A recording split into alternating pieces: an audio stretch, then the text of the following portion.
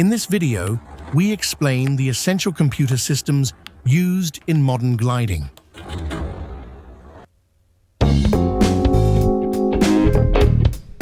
There are many different systems across all price ranges. Each comes with its own set of pros and cons. But let's get one thing straight right at the start. You don't actually need a computer to go gliding. Shocking, I know. Basically, we can distinguish between fixed, panel-mounted units and devices mounted outside the main instrument panel. And with external devices, you get to choose between dedicated aviation instruments or smartphones running specialized apps.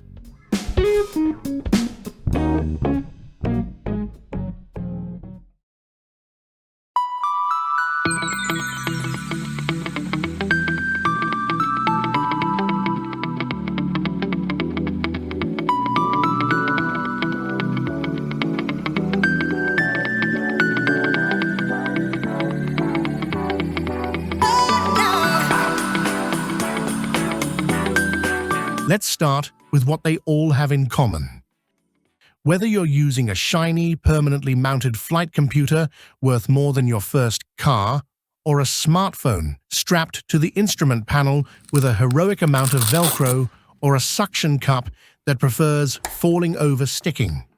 Since practically every device nowadays includes a GPS receiver, both types provide GPS-based ground speed, altitude, and of course, the flight log. Most systems let you choose the logging interval. 1 Hz, 1 point per second, is the usual standard. These logs can be downloaded afterward and analyzed on your laptop. And don't underestimate how revealing that can be. That's how I learned that I fly left-hand thermals roughly 80% of the time. Apparently, even my glider has a preferred turning direction. So at the basic level, speed, height, and logging, they speak the same language, and most devices also provide maps, waypoints, and airspace information. Where they usually differ is in robustness and accuracy.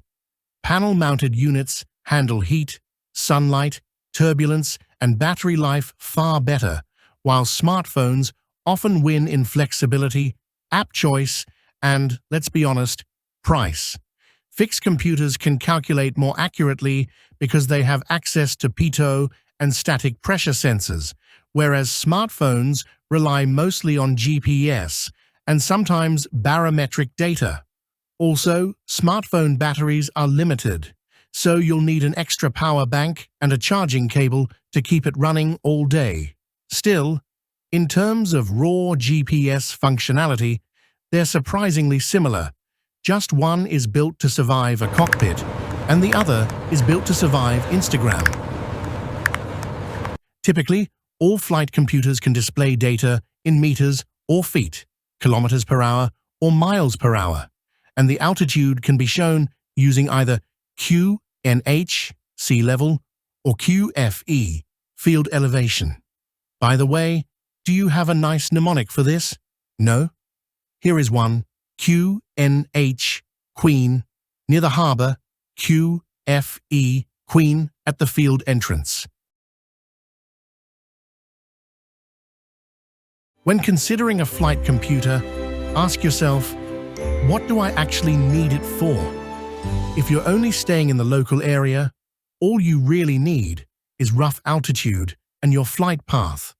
Or maybe you want to introduce student pilots to using these tools. But once you start doing cross-country flying, things get interesting. Then it's useful to see a moving map, waypoints with distances, and of course, airspace, because as fun as it sounds, we're not allowed to just fly anywhere we want.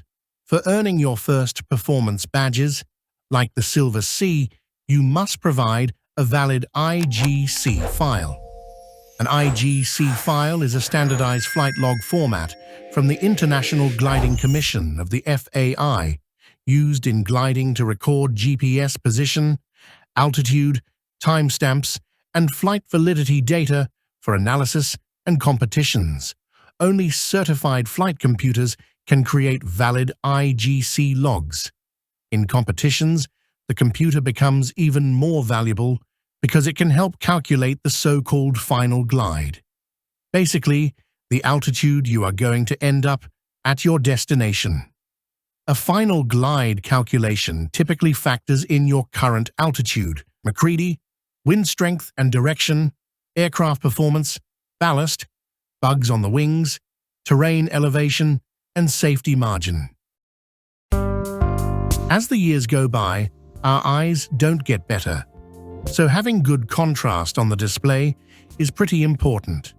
Sunglasses make things even trickier. Ideally, you want a brightness of at least 1,200 nits.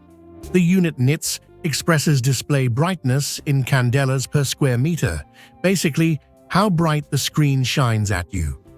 An anti-reflective coating is just as important. Glare is super annoying, and, surprise, up there, the sun shines just a bit brighter than on the ground. And by the way, polarized sunglasses often struggle to display computer screens properly. Because of how LCD are built, you can get weird dark spots or complete blackout.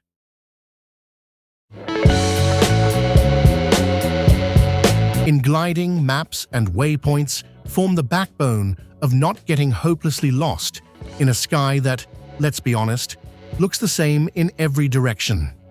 The moving map in your flight computer constantly shows where you are, where you're going, and where you thought you were going before the last thermal rudely spun you off course.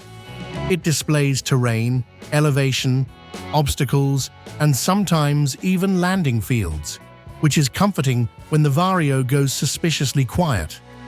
Waypoints are the carefully placed digital pins marking turn points, airports, outlanding spots, and anything else pilots collectively decided was important. Your racing task is often built from these waypoints, and the computer calculates distances, bearings, and how much altitude you'll need to reach them.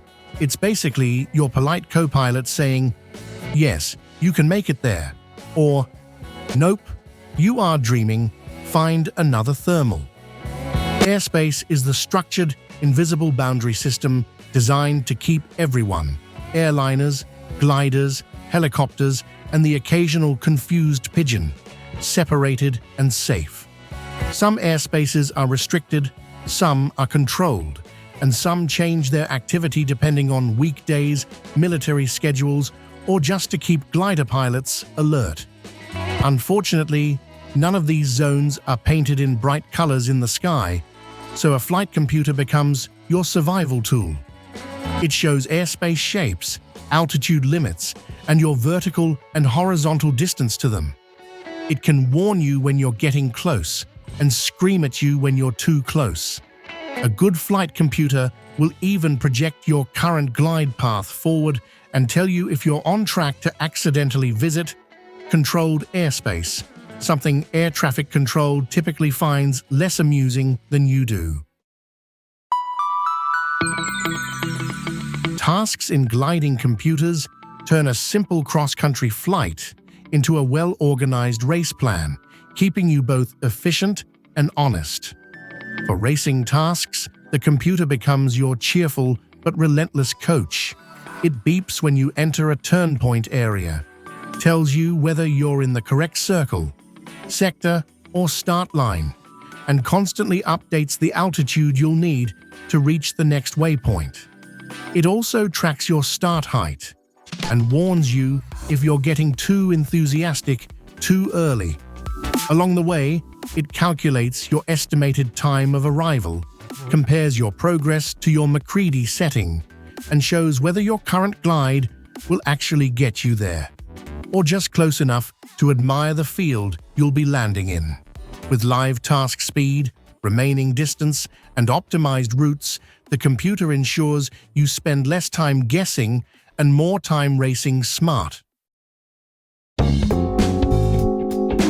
Thermal helpers in gliding computers are basically polite little advisors trying to tell you how not to embarrass yourself in a thermal. On the display, they usually show which side of your turn is climbing better. Some systems color it nicely. Many computers also compare your climb with the MacCready setting. If you're climbing better than your MacCready value, the display beams happily, as if saying, "Great, keep going." If the climb is weaker than your MacCready, the computer subtly hints that this thermal might not be the love story you hoped for. But despite all this fancy guidance, remember, the best thermal computer will always be your own gut feeling, because no device yet understands your glider, the sky, and your stubborn optimism quite as well as you do. High-end flight computers have extra inputs to measure things like landing gear status, flap positions, battery level, or even the oxygen and fuel tank's fill level. They'll give you a friendly voice alert if the landing gear isn't down while you're heading for the ground.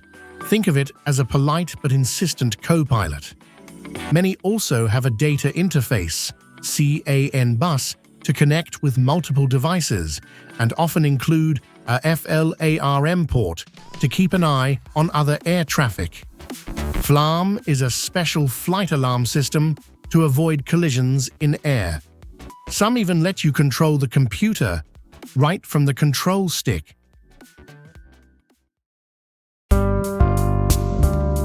You have to decide for yourself if all you need is an IGC file, an external logger slapped on with Velcro, or a suction cup will do the job just fine.